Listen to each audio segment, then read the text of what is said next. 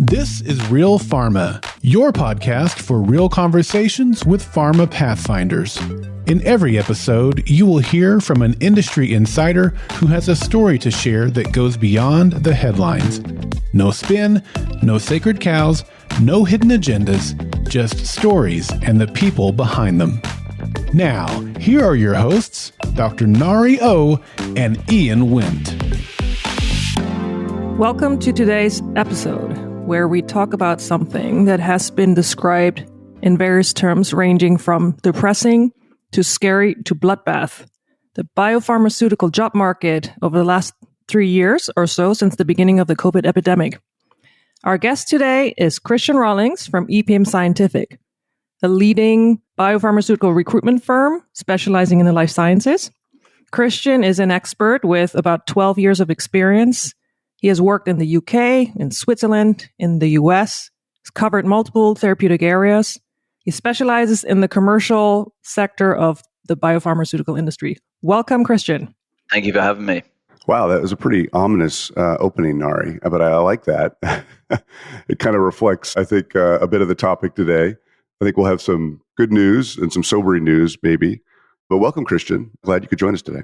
Yeah, no, I'm excited and looking forward to getting under the hood of this and obviously living and breathing it every day, really understanding what is going on in the headlines versus what's going on a day-to-day basis versus what's going on for companies for next year and over the last couple of years.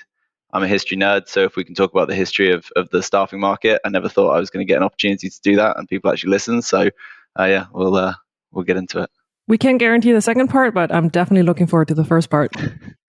So one thing I thought would be interesting is to just share some stats that I was reviewing that I think hopefully describe the environment that we're all in right now in terms of the job market and specifically in the life sciences area. So bear with me. I'm just going to read a few of them and hopefully this isn't too depressing for anybody, but I think we need to be honest about kind of the state of the market, right? So just in no particular order, kind of working from, let's say, recent to further on, less recent and earlier in 2023.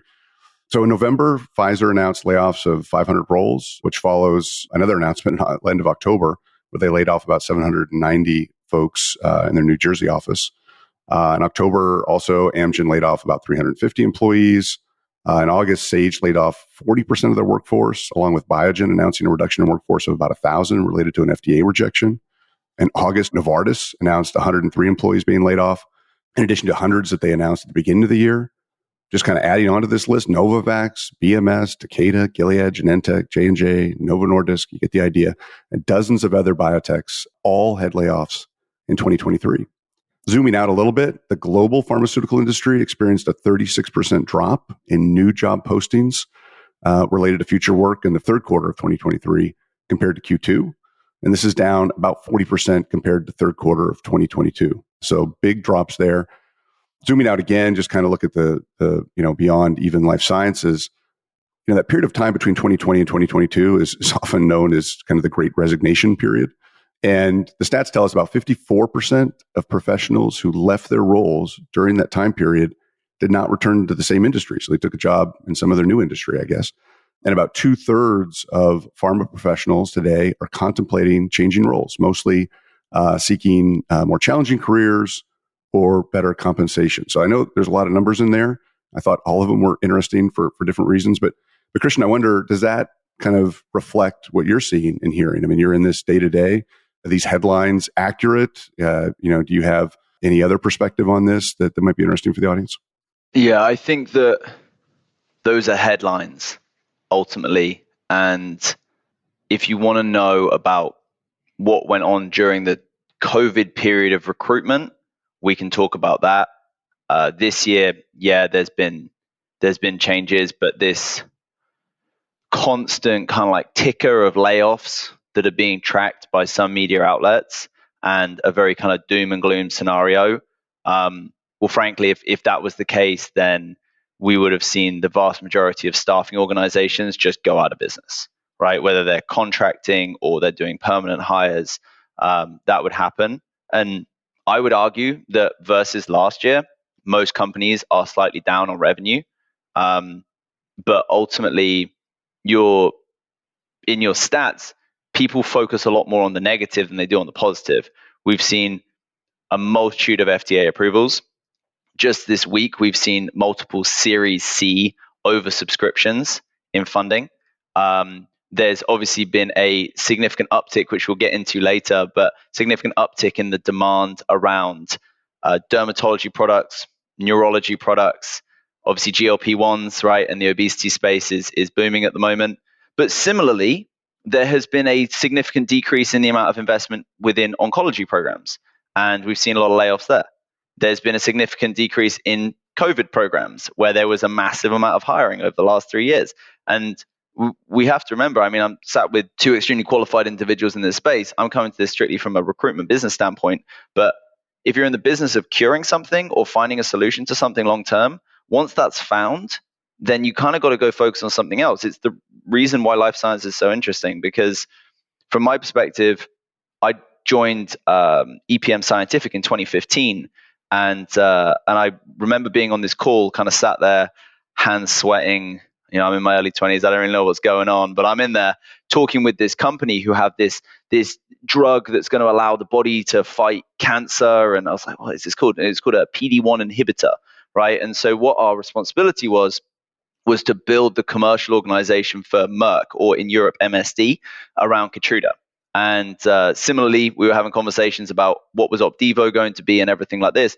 Now we've got like, $16 billion worth of peak forecast for Keytruda. That's not a stat I have in front of me. It's just a guesstimation. But oncology is naturally going to regress from a solid tumor standpoint because we saw so much hiring, such a rush towards that space. Similarly, with COVID, you had multiple companies advancing medicine, vaccines, etc. Everything from remdesivir with Gilead through to obviously BioNTech with the vaccine, everything pushed in that space. And now there's been a major decrease. If you look at companies that were doing PCR testing for diagnostics, I remember having a cotton bud up my nose probably every few days. And now I've maybe had 2 this year, right? Even just from a personal standpoint, that has decreased. So the market flows with the movement of what we're trying to cure today. And from a commercial standpoint, where I focus, there's no one's been calling me saying, hey, I need to build a diagnostic sales team, right? But when it comes to biosimilars, there's still a dramatic amount of hiring going on, even with necessarily negative news and things like that in that space. But neuroscience is booming. Obesity space is booming. So, Kristiaan, it sounds like maybe the situation is not as dire as one might think. Just looking at the news and hearing things through the grapevine from people that are all around us, because it certainly feels like it's getting closer and closer, and there's this sense of dread in the background. So if you can tell us some positive news, that would be great. But also, since you are specializing in commercial, maybe can you tell us specifically for the commercial space, what has this year meant for your work, or how do you see the last few years playing out in commercial? Okay. It's also worth mentioning, I've worked in staffing for the last 10 odd years, and that has been across the UK when we were just starting things in EPM. That's been across Switzerland, where I exclusively focused on the Swiss market, and then moving to the US, moving to Texas, having never been to Texas before whatsoever, to start up a commercial organization, having to basically figure out the US market. I mean, thinking Palo Alto was in Southern California, not really understanding what Wisconsin was as a concept. So I've seen a lot of these different spaces and a lot of different market conditions across that. And ultimately, from my perspective, I've seen much, much smaller markets and how difficult it is to bounce back. And in the US, I think that, as an economy, as a society, really obsessed with being the best and being number one, and that's amazing. I love being here, but also I think that trends and noise can be amplified, and there can be positive feedback loops. When the economy's good, it is roaring, it is booming, and when it's bad, it's the worst thing ever, and we're going back to 1929 and the wheels are falling off. So I just think coming from outside the US into the US, the market here is incredible and the opportunity is significant. But really coming back to your question, it's not as dire as we think. Their opportunity is out there, but in 2022 and 2021, I was getting 5 to 6 offers for every single candidate that I was working with, especially if they were, if they were in specific spaces like rare diseases, or if they were in specific spaces like oncology. Now it's maybe one offer for a candidate, but that company is going to be stable. They're going to be well funded. They're going to have a product portfolio, and they're going to have long-term progression within the organization.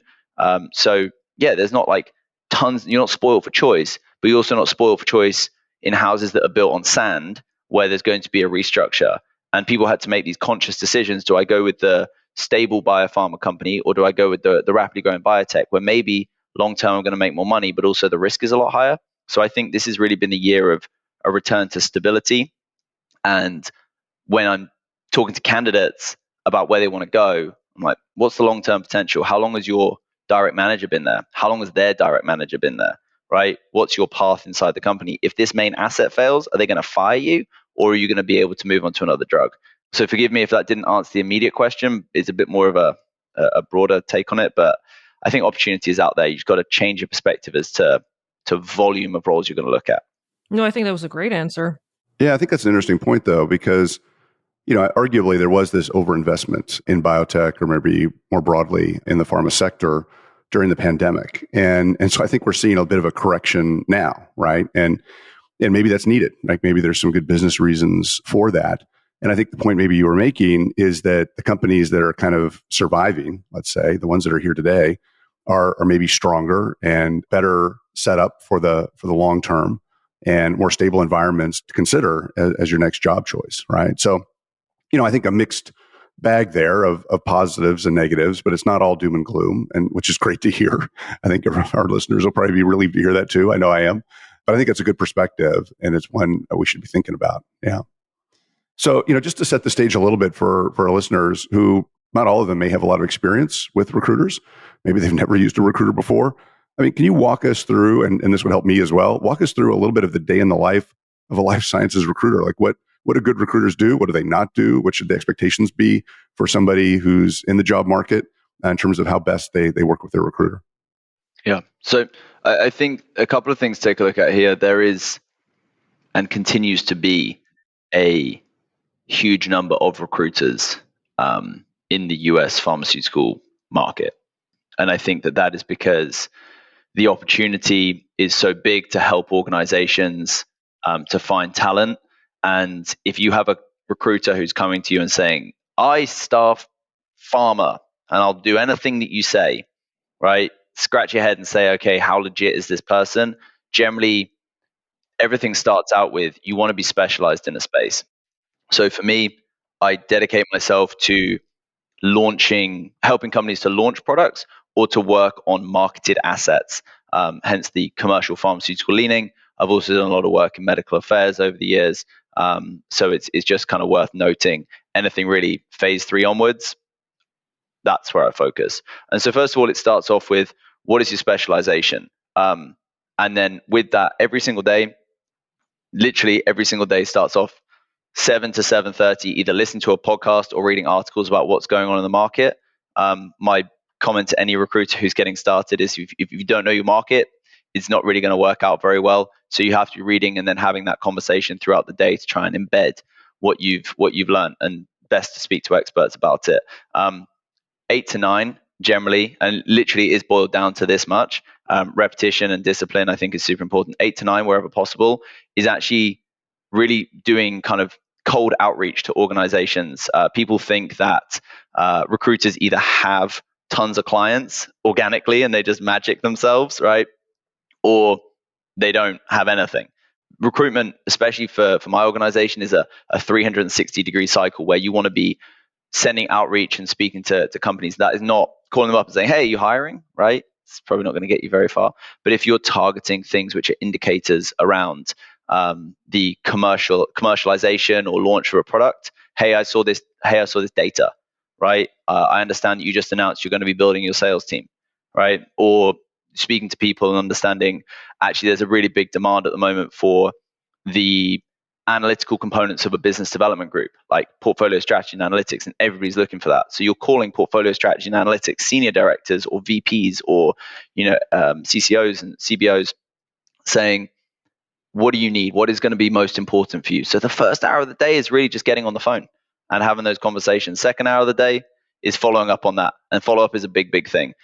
If I have a role for you, I've generally called multiple times, emailed multiple times, made sure that it stays fresh and exciting to hiring managers, talent acquisitions to ensure I can get that role, right? But it's also a work in progress. So I think that, by that point, you've done your 2 hours of just business development to get the day started, and then you're jumping into actually working on your searches. And what am I doing in that? I obviously have a very large network where I'm speaking to people that I know, and making sure that I'm connecting with them. Are they open to new roles? What are they specifically looking for? What is that magic opportunity? What represents a step forward in compensation? There's always a million different things that people are going to look for. You'd be surprised the amount of times I've run a search in a specific part of the country based exclusively off where somebody went to university, because maybe they want to move back, right? Even though they've gone to a different pharma hub now. So we're really doing that, like headhunting and connecting and making sure that we connect people with opportunities. I'm a big believer, if you win your morning, you win your day. So business development in the morning, moving on to speaking with candidates and networking. And then ultimately there's a lot of process management, setting up interviews. So it's not about closing deals every single day. It's about really making sure that we understand what's going into the market, that we're speaking with candidates, we're speaking with clients, and we're providing like a really good service. A big thing is preparing candidates as well. Generally do that in the afternoon when people are a little less busy. And that's going through providing them with all the information, making sure that you can give them the inside track on what this company's history is, what people generally like to see on good resumes and things, and just making sure that your candidates are better prepared than people who are going in on their own. Because ultimately, you want to make sure that they're exceptional in their interview. And it's more fun for the candidate who's experiencing it. It's more enjoyable for the client who's obviously, paying for your service. So yeah, and then towards the back end of the day, that is really, I think, where it's about planning for the next day and making sure that all your items are sorted. So it's extremely process driven, like any sales any sales role, but also it can be a hell of a lot of fun when you find a new thing to discuss, right, which is game changing, and you're able to have a really expansive conversation with somebody.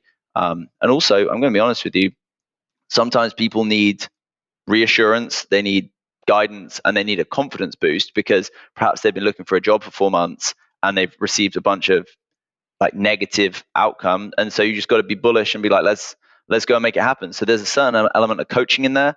It's not just send CV and hope. It's very kind of hands-on process.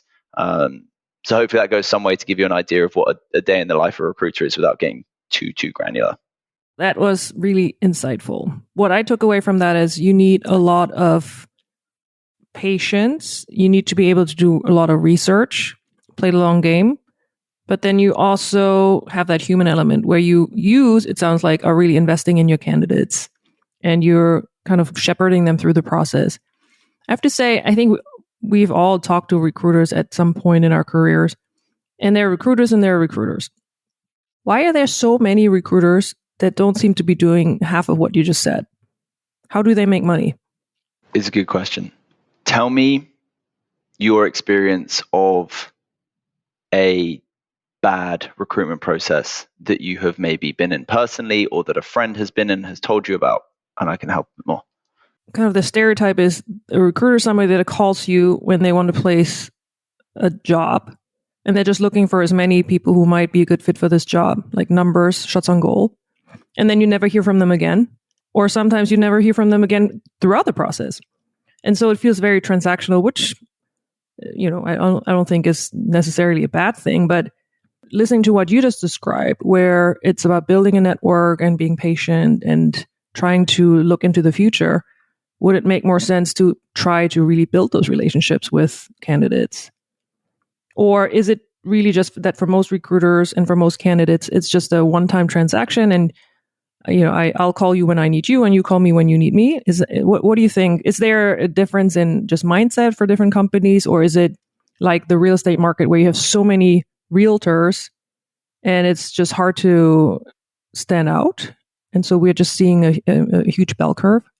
Yeah, I think there's definitely a lot of vendors in the market, a lot of recruiters saying, obviously on that bell curve specialism as well that we mentioned a minute ago, a lot of people saying, I'm a specialist in this space. and then people have hyper specializing. There's a guy on my team who, if you need to place a contracts and pricing role, he's the only person in America that I would call. That's all he does every single day, right? I'm a little bit more spread out into other areas doing different things, but there are some that are hyper specialized. Coming back to your question on it, some companies, they're just going to work on as many roles as they possibly can, and these positions aren't committed, right? I think if we look at roles like how different species raise their young, some are like, you're going to have like 1,000 and then hopefully 100 survive, but I'm not going to be there. Others have one and they nurse it all the way through to a placement. I don't know if that's a decent analogy for it, but that's a great analogy. I have not heard that one before, but that makes a lot of sense. So it's just different models, different business models. Different models. I was working on a position for a mid-sized pharmaceutical company, and I was actually a day late. So something to know is if you're the second recruiter to contact a candidate, and that candidate has already been sent to the position, 99% of the time, there's nothing I can do. I can't represent you. I have to end the conversation there, and that's that. I was a day late speaking to this candidate, and I still bang my head on the wall about it because I was like, this guy gets the job. There's a lot of like, you'll sit there as a recruiter and be like, that person gets the job. We just had a vacancy come on for a market access leader yesterday, and my colleague told me about it, and I was like, it's this person. Call him, and that's the one who gets it, right? Straight away. So you just know. And this other candidate had been spoken to a day before, and so I'm sat there banging my head against the wall, as you do, and I caught up with him about 3 months later because I didn't see any update on the LinkedIn or anything like that. I was like, what happened there? And he was like, well, be honest with you, that person only ever contacted me through LinkedIn Recruiter, and we got down to the offer and we weren't really close. And so he just said, see you later, and never spoke to him again. I was like, what? But you're like a guaranteed fill for this role. So for me, I couldn't really understand how that person never called him, never done the thing. People just work in different ways. But I think that similarly, some candidates you speak to will only ever want to text you. They'll never want to have a phone call. They'll never want to have a video call. They'll never want to have a meeting. And the minute you've got them over the line, they're never going to speak to you again. So I think that it can be transactional on both sides. With some clients, you really want to find partners who you trust and can, you can advise them on, hey, maybe this person is an 8 out of 10 on the resume, but their personality is an 11 out of 10 for what you need. You have other people where it's like, upload it to the portal. If we want to interview them, we'll send you an email. And then you're kind of playing catch up because you don't really know what's going on in the process. And you're trying to give as much advice as possible. And if it's in that situation, some recruiters are like, why would I bother to spend 30 minutes prepping somebody on something I don't know? Let's just see if they do well. And if we get a fee out of it, fantastic. If we make a placement, brilliant. But contingency recruitment, pay on success. If you have tons and tons of customers, then you don't maybe spend as much attention on them. Looking at this from the candidate perspective. So, to Nari's point, there's a lot of choices out there. There's a lot of realtors. There's a lot of recruiters, right, to choose from. It's hard to figure out, like, if you're, have just been laid off or it's coming and you're panicking a little bit, you're trying to make your next move. How should the candidate approach that? And here's the specific part of the question. Should they just call you or somebody like you? Or do they call 10 or 20 or 50 different recruiters and play the numbers game? And what's the argument on both sides of that? I would honestly say that if you have been recommended to a recruiter, then that's the best place to start. So like asking your friends, asking, former colleagues, etc. Hey, do you know anybody who's good?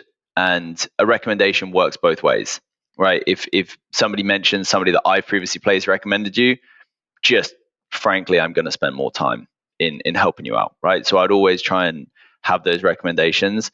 I would speak to a variety of recruiters and almost interview them if they're going to represent you, right? Remember, this is your career. We're not working with people who are jumping all over the place. We're speaking to the best and brightest people in the life sciences. It's pretty exciting stuff. And something that you really need to recognize is the vast majority of people that we work with, like top 1% in their industry. And that's really exciting. If we think about it from just grading perspective, I only work with A's and A pluses for any role. And I will tell you, if you're not perfect for it, or if you're not good for it, we're not gonna pursue this role. I'm not gonna try and shoehorn people in. So interview a variety of different recruiters, find out who truly knows their space and who is an expert in that environment. And if they're not, cool. happy days. Maybe they'll surprise you. Maybe they'll come to you out of the blue with something really, really cool. But invest your time learning from and getting prepped by the people who have a very customer-centric approach, the people who know their space. A good telltale sign, and it's not everything, but certainly in 2023, it's a good reference point. How many mutual connections do you have on LinkedIn with that recruiter who you're reaching out to? If the answer is 3, compared to somebody who has like 600 mutual connections with you, that person with 600 is probably going to be a little bit more plugged in. Could be wrong, right? But certainly worth having as a checking point on there. And then also, how much do you like that person, right? How much do you actually enjoy speaking to them? Because at the end of the day, if I look at my most recent placement that I made from a major pharmaceutical company, the process only took 3 weeks, but within that, I spent about 6 hours speaking to this person, right? And it's like, hey, look at these pictures of where I am on vacation. That's awesome. This is my dog. This is my cat, etc. Like, we're going further than just business. We're friends, right? And certainly like to think that if you're working with somebody who you just can't stand and you're just trying to get the job, they're probably not going to advocate for you hard, push for that extra bit, and really put their full energy into closing the client on you, right? Because there's a human element to this, and recruiters do get to work with clients to make that decision. It's not just an arbitrary one. So I would say find people who are well connected, people who know their space from the get-go. Speak to a bunch of different ones and only work with a couple that you think are good. What's the magic number there? You say, is it really 2? Is it 5? Is there? What's your view on that? I think people struggle with that. Is it just this shotgun approach? Like, I'm going to send my resume to everybody on LinkedIn that I know, or yeah, there will be I'd say like 1 or 2. Really? Okay. I really wouldn't go higher than 3. I mean, you got to have 3 conversations with a recruiter every single week. Yeah. I don't want to have 3 conversations with a recruiter every single week, and I am one. So yeah, I think pick a couple that you like and stick with them. I worked with an individual who was very biotech focused, right? And placed that person in one role in a biotech. That biotech got bought. They gave me a call, placed them in another biotech. That biotech got bought, and then they went on to a mid-sized pharma company, and I've ended up building that person's team, right? And so it's really like there's benefit on both sides of building friendships and connections over the longer term. If you're known to everybody, then it just seems kind of be all over the place a little bit. So it sounds like it would behoove both sides to think long term and see this as an opportunity to expand your network. And if it doesn't work out for this role, maybe it works out for another role. Yep. So there's no harm in being nice and building that connection. Yeah. Just as in generally in life. But it sounds like both sides have to think about what's the approach. Am I going to do it just as a transaction and hope for the best? And maybe then you have to really talk to a lot of different people. Or do you invest a little bit more time and it might not pay off immediately, but maybe it helps build your skills of how to interview and how to just learn a little bit more about the process, because that could also change. And then the recruiter that you build a connection with can advise you, like you said, and give you that extra bit of information or guidance or networking, right? Because they are close to the hiring managers, as you said. So maybe that will give you that extra push. Yeah, definitely. I think that the other thing to take a look at is on building long-term relationships. I always use this analogy whenever we have a new person join. It's like, how many people cut your hair? And for most people, it's one person. I have had one barber for the last 6 years. And my relationship with that guy is I sit down in the chair and we just start talking. He goes to work, does his thing. I don't even have to tell him, and it comes out looking exactly how I want it to look every single time. That should be your experience as a hiring manager with your recruiter, is that you're like, we got to do a, director of forecasting. Cool, sweet.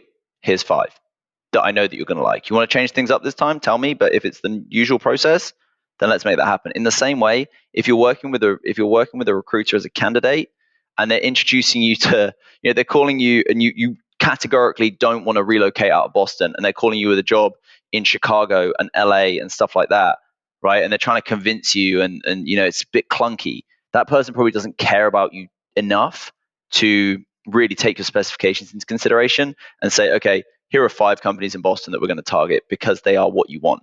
So I think that if you are looking for a long-term move and you're gainfully employed at the moment, then picking one person, finding the perfect move, I think is right. If you are looking for a job actively, then maybe it's worth having more people and trying to find something that could be a good fit.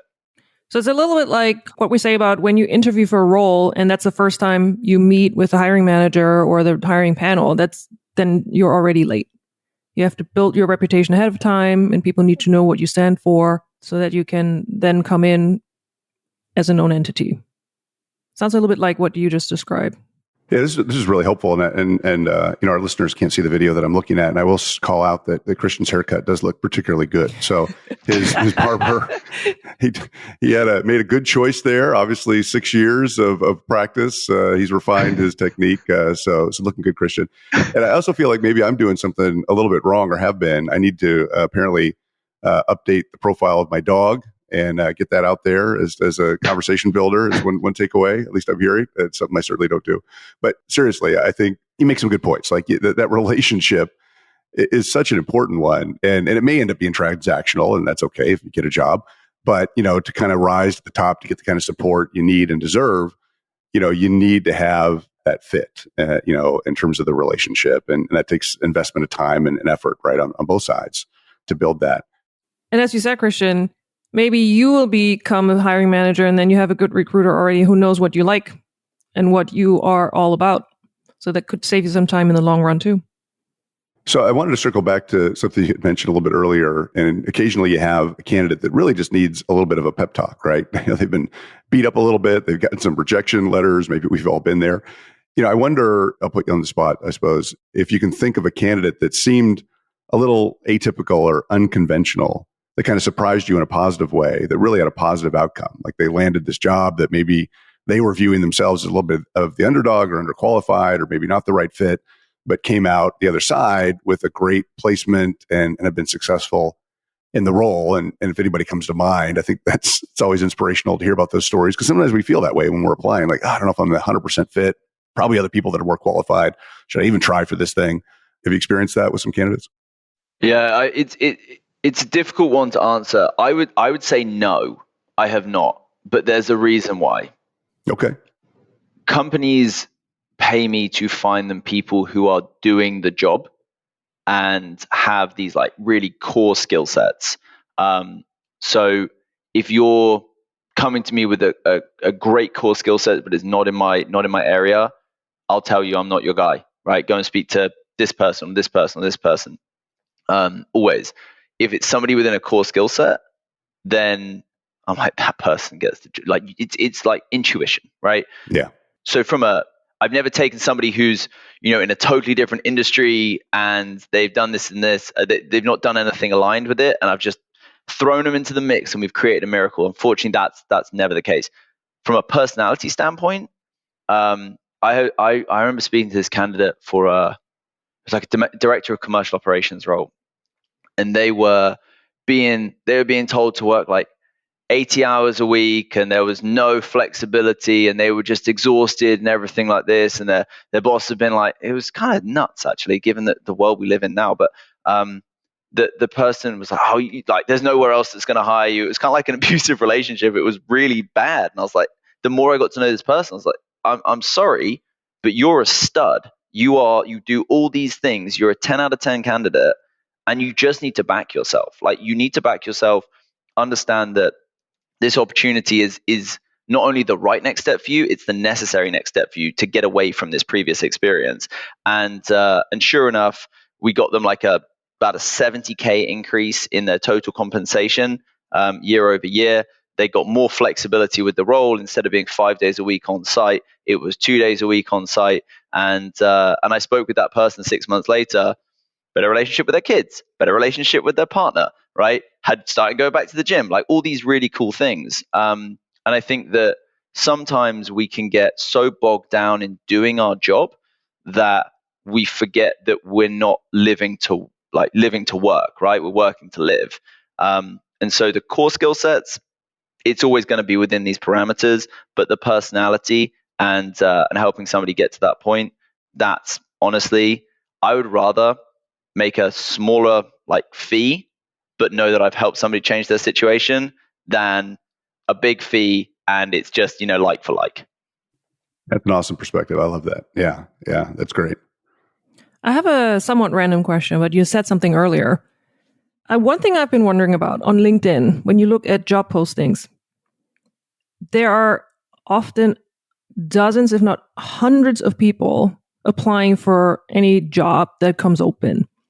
And I was looking at this primarily because I wanted to see if remote jobs get more applications than non-remote jobs. And we can talk about that a little bit later. But can you speak a little bit to that? Is that just a consequence of how easy it is to apply? Or do we truly have that many people who are looking for a job and or that many qualified candidates? What happens on the other end of this?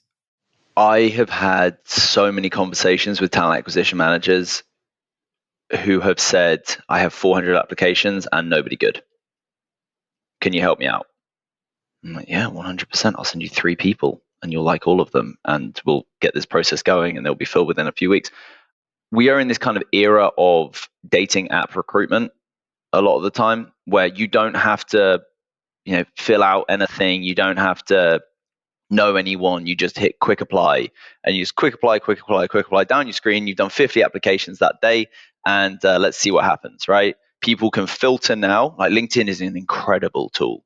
I think we'll probably talk about it later, but like how technology stacks have changed recruitment, it's insane. I still used to write down numbers on a piece of paper when I started, and now it's like, well, in this crazy CRM, I just click something. But it's all become so much easier to apply that you don't put as much time into it. Maybe people are listening at the moment and think, I put time into it. Fantastic. You are in the minority because the vast majority of roles that I see posting myself will be people from different industries, people from different subsectors, people who have just graduated. And that doesn't mean that those individuals aren't talented at their space, but coming back to the point I just previously made, they ain't going to get the job for this specific job. What it means is that somebody who is perfect for the job is going to be, dissuaded maybe, or feel less confident about their chances. And so they might not apply, right? They might feel as though they are, rather than being a top 1% candidate or, an A candidate or whatever you want to call it, whatever your vernacular is, they may think that they're just one of hundreds in the room and no one's ever going to notice them. And the fact of the matter is, if you get lost in the soup, if I have to sit there and scroll through 400 applications, right, you may well get lost in the soup. The largest placement I've ever made, right, most senior position that I've ever made, believe it or not, was from a job advert. It was from a job advert posted and someone applied to it. I was like, oh my God, this person gets the job, right? But maybe like 6 people had applied to that role because it's very, very specific. That was a few years ago. Now, if I post the same role, I'll get like 400 applications. So job adverts will land you a great job. Categorically will land you a great job. But in this market, it's much better to go through a direct referral, to go through a recruiter, to be more visible, right? And that's not even talking about your brand on LinkedIn, like just speaking to people and networking and finding out what's good. And then from there, you'll get into a role. So yeah, job adverts is too easy to apply. Yeah, we've definitely seen exactly what you're describing. I mean, just thinking about the last few postings that we've done at my organization on LinkedIn, I would say without exaggeration, less than 1% of the applicants even meet the minimum job requirements that we've posted in the ad. So people are clearly not reading them. And it does take a lot of time to sift through those. It's a drain on productivity. And to your point, you might miss somebody in there or react too slowly because you just can't get to them. And they've gone on, found something else if they're really a star candidate. And it's a real issue. But going back to the topic of technology and how that's changing your work, I would assume that most organizations don't have the time or the resources to really sift through hundreds of applications. So that's probably all automated. And you may have to also optimize your CV for each application that you put online, right? So you don't get stuck in the first round of filtering. But your organization, Nari, do you have an AI bot that filters people? I'm actually not sure. Control F, basically. Like if you want to have keywords on there, 100%, right? Control F will find the person who has that specific thing, CAR T, or have like PTRS or any of these acronyms. But I was literally in the elevator in my apartment building the other day, and I was hearing someone talking to somebody on the phone, being like, listen, you've got to optimize your resume so it's got these keywords so it gets brought up, And I was talking to somebody else who was like, you have to just copy and paste the job description into your resume and make the lettering white and make it 0.3 font, so it's all on there, so it comes up with the keywords. And I was like, we're living in a conspiracy. This is insane. So you're saying that doesn't work? No, not at all. Like, great people stand out on their resume, and you call them and you discuss the role with them, and you find out if they're going to be a good fit. I'm taking notes right now on what I need to change in my resume. Yeah, exactly. Copy and paste the whole job description. When I heard that, I was like, is that a thing? Because again, I don't know everything, but to give some context, EPM Scientific is bench to bedside. So we have people from PKPD through to pharmacovigilance, clin dev, medical affairs, quality reg, commercial, specialists in every space. And none of them are prepping candidates to have an AI optimized resume. And that goes, and none of my clients are saying this person stood out to me because they had this. No, it's, what's the story? You just burst the AI bubble here.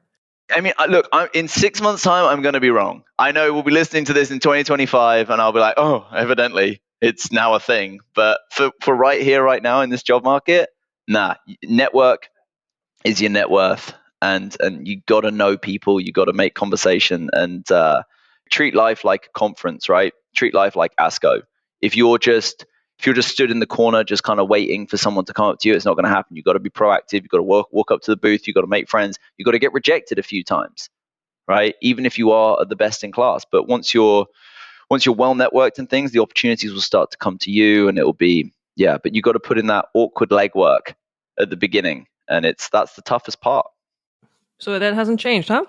Even in our current environment, you still got to do hard work. All right, let's move on to something slightly different, which is, what areas are hot right now? From what you're seeing, you mentioned a little bit earlier, COVID, of course, is going down a little bit. But you said GLP-1s, they're very hot right now. Dermatology, neurology. What other areas do you think see high demand? Yeah, I was speaking to this really talented person the other day, and what she was saying to me is, pharmaceutical and biotech companies are going for unmet patient need, and the opportunity to basically access an underserved market is really what's going on. Over the last couple of years, or over the last 10 years or so, it's all been that surge towards solid tumors, hematology, oncology. A couple of years ago, obviously, it was vaccines, as I've already mentioned. Now, the eye is big. I made maybe like a Xiidra placement, maybe a couple of Eylea, Lucentis placements in the past. But now so many ophthalmology companies are jumping onto the scene with everything from drops through to therapeutics, through to surgical, through to device. Like, everybody in ophthalmology is having a massive year. And the most exciting thing is, people are no longer going, and this is the big thing, right? A lot of the time in recruitment, I'm calling people and I'm like, they're going to turn their nose up at this, right? We have like a stack. So it's, if somebody's doing this therapy area, they're not going to be interested in this therapy area. That has gone out the freaking window, and I absolutely love it, because this year, it's how exciting, like, what's the impact of the product? Well, you have a drop, which is going to help you with glaucoma. Well, I know loads of people who have glaucoma, right? You have an injection, which is going to help you with type 2 diabetes. Well, I know loads of people with type 2 diabetes. Compare that with a very, very specific form of metastasized cancer, etc. Like, the market is a lot smaller. So people are going for a major market this year, and everybody has eyes. Well, the vast majority of people have eyes. Same with skin, same with respiratory. Respiratory is big at the moment. A lot of companies who are launching in COPD, asthma, things like that. If we think about like the Upelri and the different inhalers and what have you over the years, thought that would be done by now, but now a new generation of respiratory products is coming out, a new generation of ophthalmology products is coming out. Neuroscience, the idea around what is the future of treatment for neuroscience, and new products that are going to be coming out in that space. So it's a lot less in oncology and a lot more in those areas. Also autoimmune diseases, those are much more in the early phase clinics. So if I had to project some stocks to buy, I would go for autoimmune companies now, and in about 3 years' time, they will all have been bought. And the same with immunology as well. Like, those are the areas that are hot. Disclaimer, we're not providing financial advice here. This is just Christian. Okay, so you're saying that people used to have maybe a little bit of a rank order of which therapeutic areas they would be interested in, and which they would consider. And some of the ones that you just mentioned were at the bottom of that, but now people don't care that much about what's the prestige, but more what's the unmet need, and can I help address that? Is that correct? Absolutely. 100%. The likelihood that you had a stable year this year if you were in gene therapy versus the likelihood that you had a stable year if you were in ophthalmology, very, very different. The people who have made the smart move jumped onto those ophthalmology teams that were launching products, and the individuals who have had an absolute roller coaster have been in those areas which over the last few years were the safest as far as employment is concerned, not necessarily approvals, but just employment. The last few years, we definitely have heard this term title inflation, right? I think maybe that, we think about the COVID period, maybe that was occurring when demand was higher. And as you said, you had 5 to 6 jobs for every candidate. There's some competition there. It probably drove up comp. It probably drove up titles. Now, for the first time, I think I'm hearing this term title deflation. So is that a thing? What does that mean? How should we be thinking about that? Should we be kind of getting a little uptight of, oh, this is a great role, but I'm taking one step down and that's going to look bad on my resume, or it's a hit to my ego? How do you counsel candidates on that? Yeah, I think that title deflation is a serious thing this year. And linking back to your point about applications, for relevant candidates, right? We'll look in that, people who are doing a similar job, have done a similar job. If you're working on a VP role, you're now seeing CCO candidates jump into the mix. You're similarly seeing your senior directors who are looking to move up to a VP.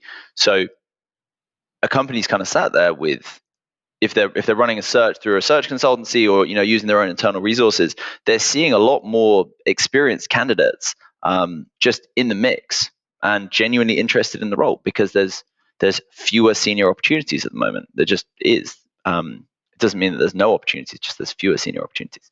And as such, people are getting hired into roles that are necessarily a step backwards in title compared to the last couple of years, but actually the responsibilities that they have are equitable to that more senior position, right?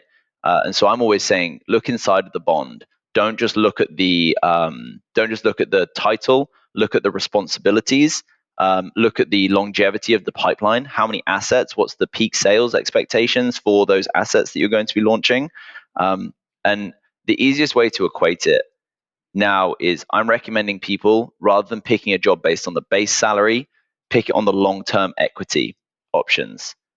Similarly, if you are picking something purely based on the title today and you're not thinking about where that job's going to take you in 3 to 5 years' time, then you're missing a trick. So people are understanding that roles, like senior roles with really stable organizations, are fewer and further between, or certainly roles in general are fewer and further between, but the roles that are hiring are with stable organizations, and they're picking those companies based on their long-term opportunity. Also, over the last few years, 85% of roles were remote, right? Now 30, 20, maybe percent of roles, 15% of roles are remote. So you're going to be looking at organizations in your local area where you're going in on a hybrid basis. They've got to have stability. Like, those 3 things have all been mentioned. They've got to have good compensation. Those 3 things have all been mentioned before we talk about the title. So 100% title deflation is a thing, but people still want to make lots of money, right? Everybody should have that in their mind. So comp hasn't gone down. If I look at a senior director title today, getting somebody $40,000 more on the base salary than they would have done 2 years ago, because they're a VP or they're a SVP or something like that, coming to a lower level, but they still want to maintain their standard of living, which is totally respectable. So that takes a sting out of it a little bit, because you don't want to take a decrease on title and salary. But you're saying the titles have come down, you retain your salary, or maybe you can even increase it by taking a step down. But then what's the long-term prospect? Sometimes when you switch organizations, titles are important because that's obviously the benchmark that the new hiring company will look at. So are you kind of shooting yourself in the foot a little bit by then taking 1 or 2 steps down, and then you have to work your way back up. Because normally we say when you go from a bigger to a smaller organization, your title should increase because there was always title inflation. But now if you take a step down and you go from a big or medium-sized company to a small company, what do you think, what does that mean for your future prospects? What if you're going from a smaller organization to a larger organization? Would you take a step backwards in title?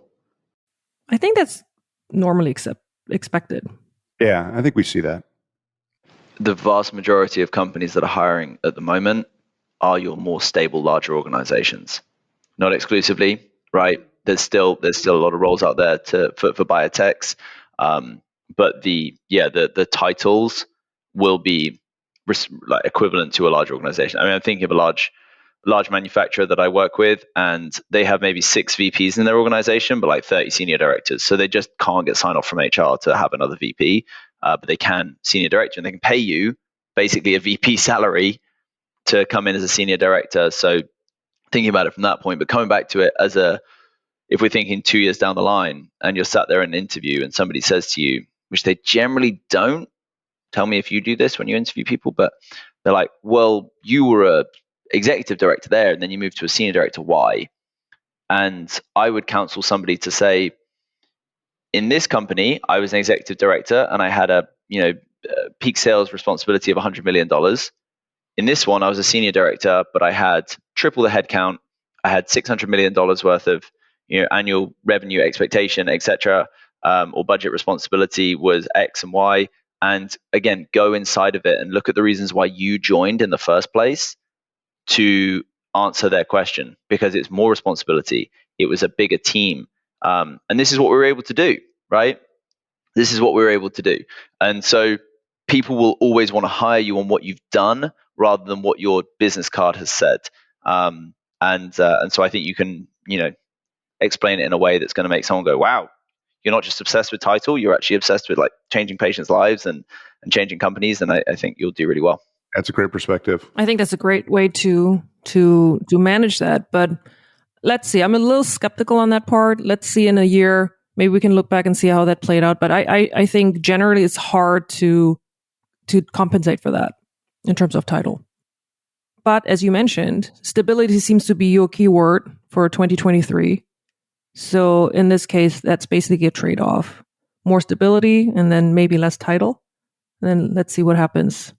Yeah, I think my final equivalent point would be, if you have been laid off from a company, no one's going to sit there and be like, I don't want to hire that person because they were laid off. They're going to say, I have a great person here who I can hire.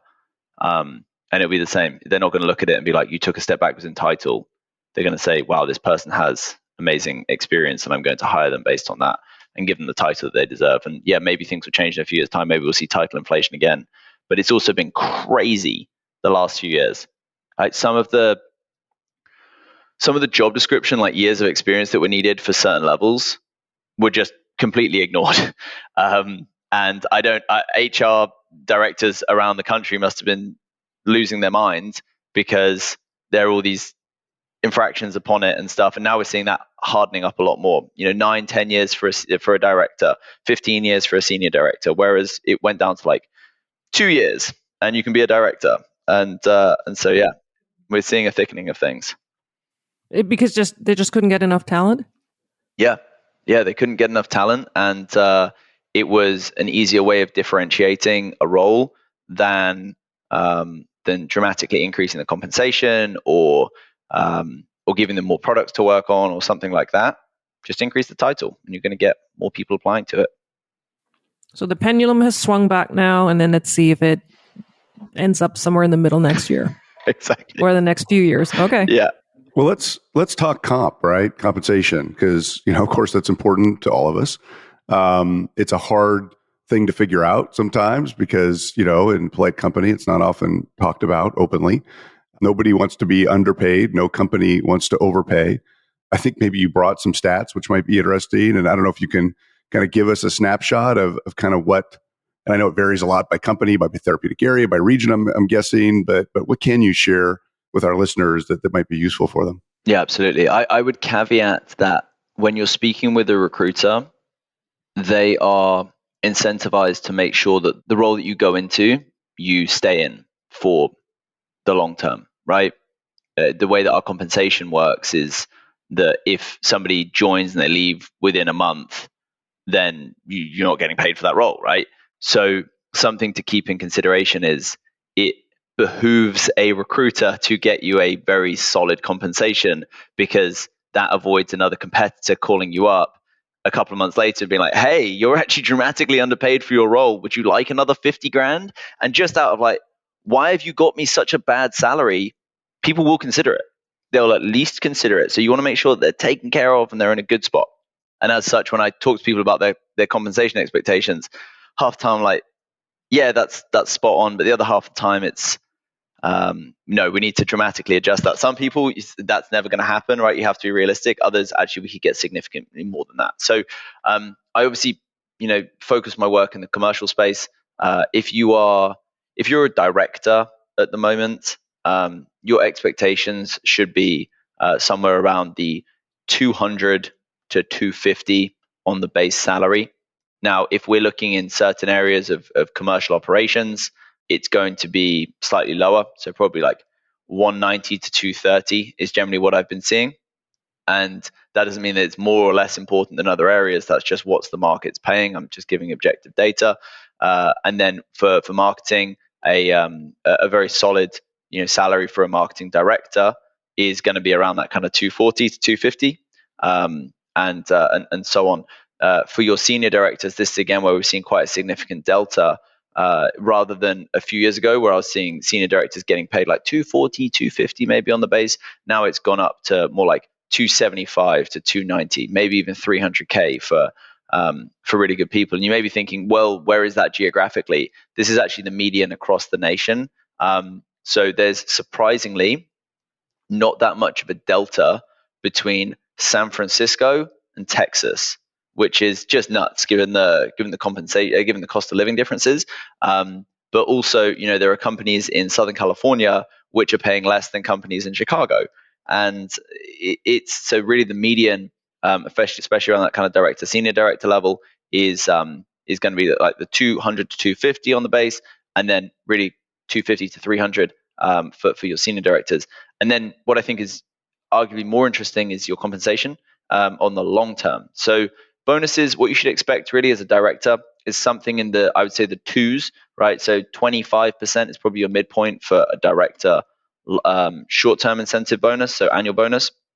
And for a senior director, you should really be looking at the lowest 25%, but more up towards like the 28 to 32% is what you should expect. And then when we have the restricted stock or the long-term incentives, call it what you will, some companies are still offering a lot less, right? Cash equity, somewhere around 25K for a director. But I also have companies who are offering $120,000 worth of RSUs for a director, which vests over 3 years.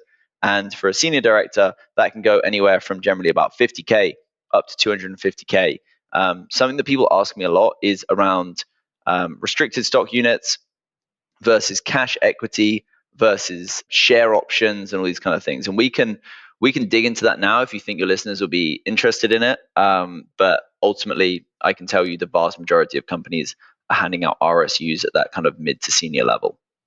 Yeah, would you say more like early stage or smaller biotechs kind of lean maybe towards options, right? Probably more financially feasible for them to do that. And look, if you pick the right small company and you join at the right time, those can be very lucrative. But it's, a little bit more of a kind of that risk reward ratio you got to consider. Absolutely. Some people have done very well in picking the smaller biotechs and getting acquired and getting all their equity to pay out really quickly. But I have spoken to a variety of other individuals who moved there and were offered 7 figures worth of options, and then everything went underwater. So depending on your personal situation, cash is very often king. And knowing what you're going to get every year is more enticing than the options long term. Again, it depends entirely on your personal situation and your risk profile. High risk, high reward. So you mentioned the regional differences and maybe that there are not these predictable patterns for compensation. Another hot topic that keeps coming up is work on site versus work remotely.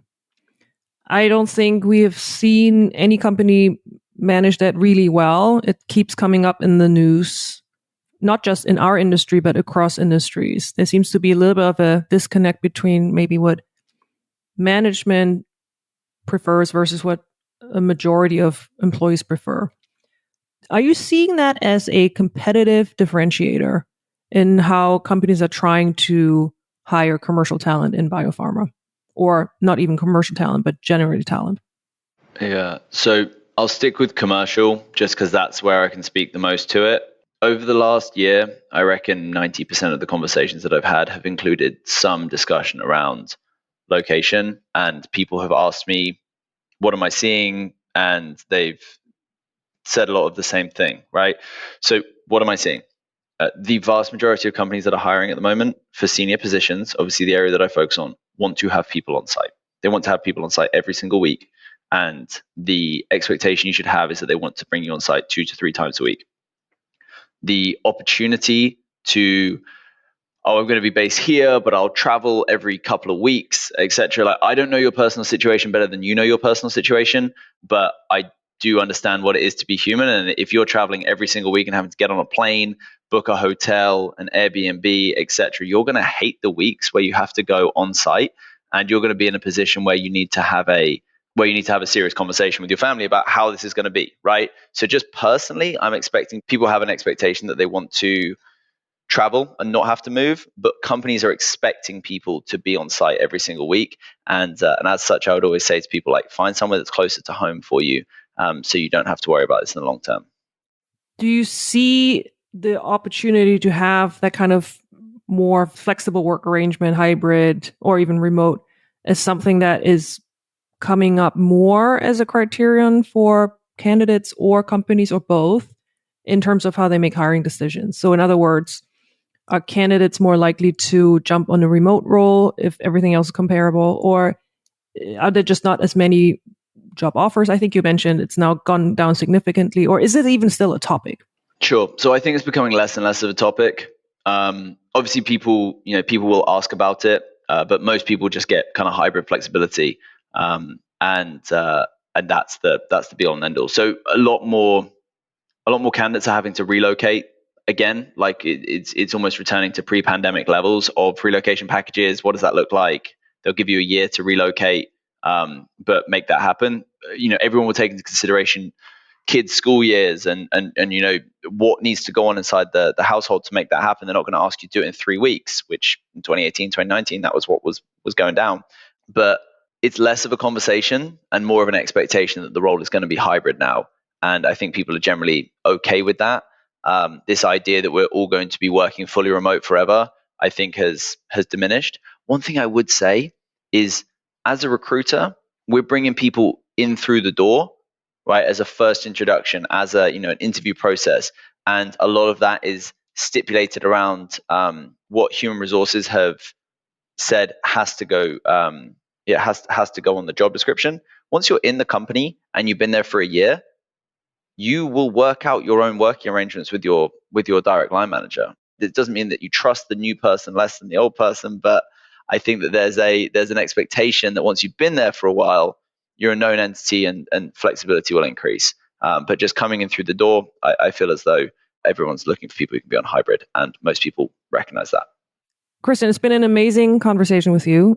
I hope the first of many. We want you to be a recurring guest. And the job market always changes, so there's justification for that, not just that we like talking to you. But to close it out, I wanted to ask you a question about being a pathfinder in the industry, specifically in the recruitment sector.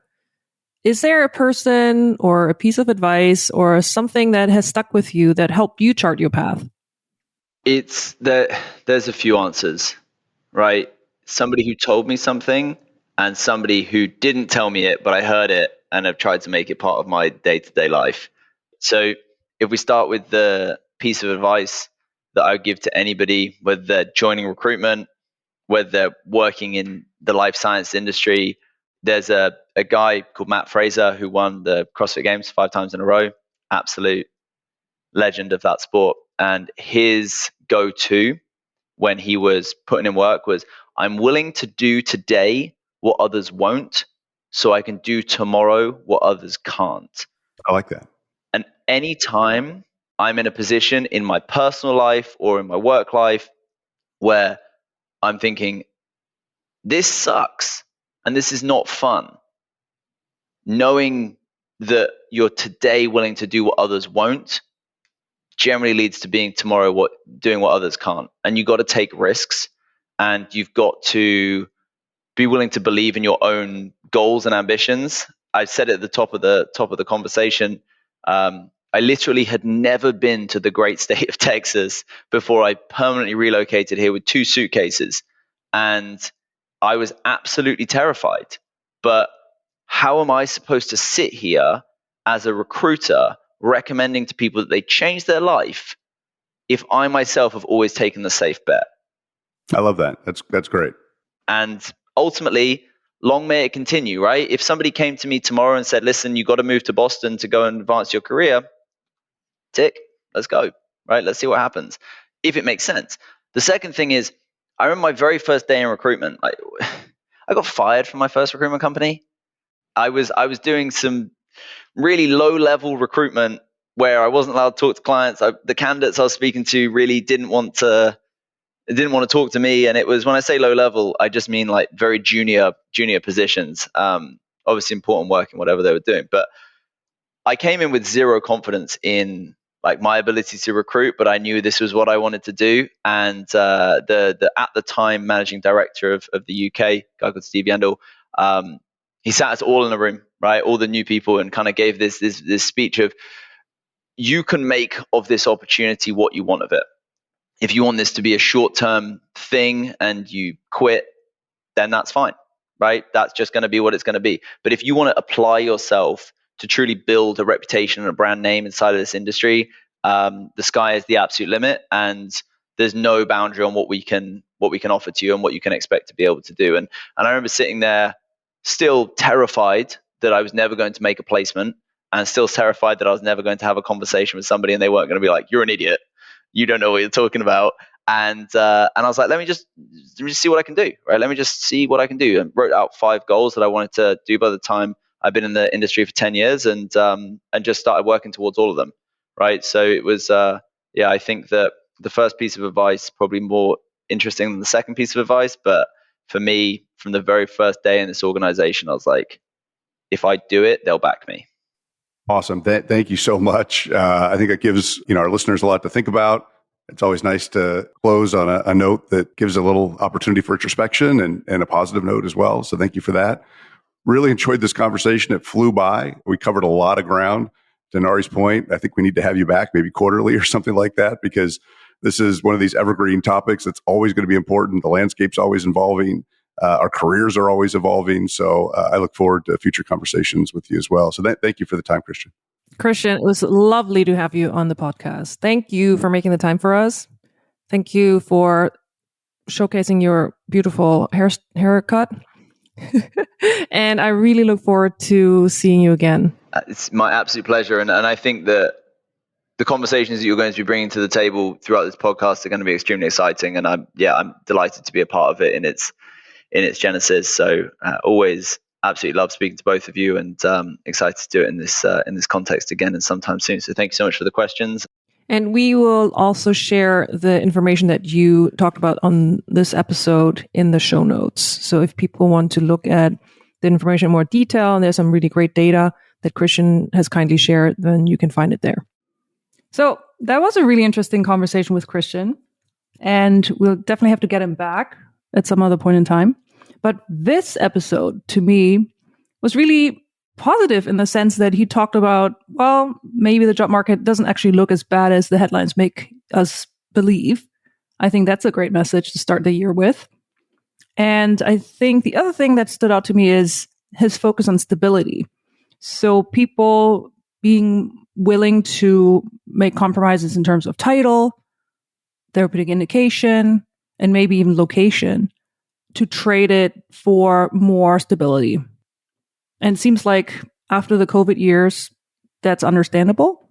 And according to Kristiaan, it's a trend. So let's see if we see that play out for the rest of the year as well. Yeah, I like that take also. And The only thing I'd add to that is, I think this probably applies anytime throughout your career, but maybe arguably it's more important now, is just situational awareness. What's going on and within your company, within the sector, certainly within your therapeutic area, what's going on competitively, what skills and experiences is the market demanding? Are there significant gaps in your profile versus what the market may demand? Because you and I both have heard stories just recently of folks that didn't see it coming, got downsized, got laid off without much notice at all, like literally hours.